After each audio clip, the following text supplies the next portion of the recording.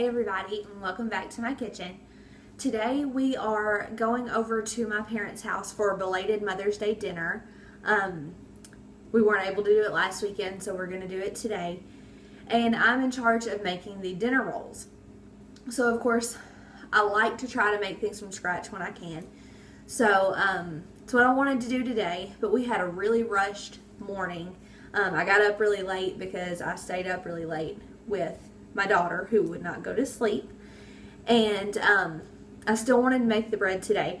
So instead of mixing everything myself, I threw all of my ingredients into my bread machine.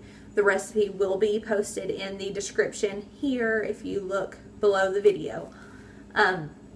Threw all the ingredients in there. I let the bread machine do my mixing and my kneading for me, and I let the bread or the dough rise in the bread machine while I was at church. Now I had it set on the dough cycle so it wouldn't start baking. I didn't want that to happen, or it would not be a roll, it would be a loaf. So make sure you hit dough cycle if you're using the bread machine. So now what I'm going to do is punch the bread down. It's done its first rise cycle. I'm going to punch it down. I'm going to split it up into individual rolls, cover it, and let it rise again.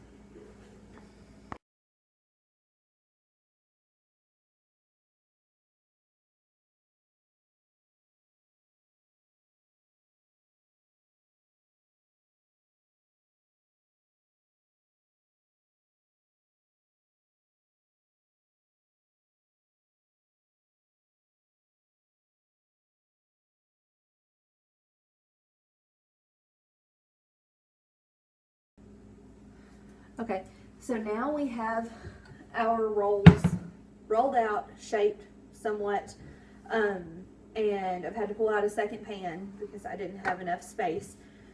So they're in two greased pans. Be sure to grease them. Now I'm going to take a clean rag, probably going to need two now that I have gotten an extra pan.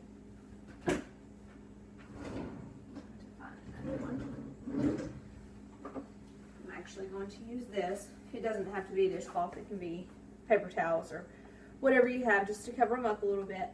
And you need to let them sit for 20 to 25 minutes so that they can rise again to about double the size that they are now.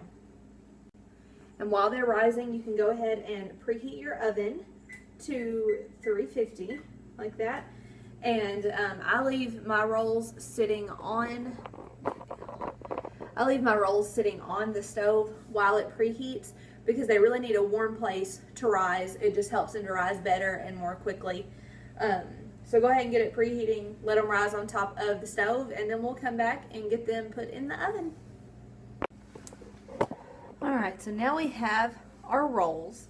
They have risen for a second time. They're shaped. As you can see, I have some that are larger than others, but I do that so that the kids can have the smaller rolls and the adults can have the larger ones. It works out really well, and I'm not too worried about them having a perfect shape for what we're doing today. You could roll them out more and work with them more if you want them to be more uniform or smoother on the top, things like that. But it doesn't really matter for what we're doing today. So I'm just going to put them in the oven. I have it preheated at 350.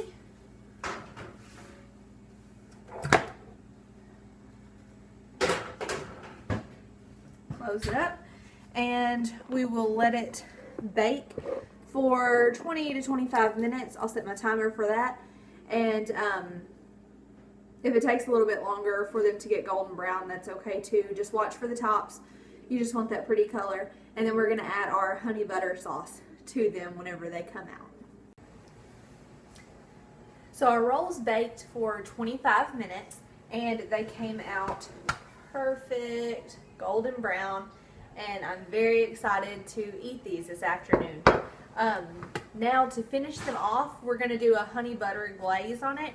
It's just 1 tablespoon of honey and 5 tablespoons of melted butter. That's it. And then you take your basting brush and brush them on the rolls, and you have honey butter rolls fitting for Mother's Day dinner.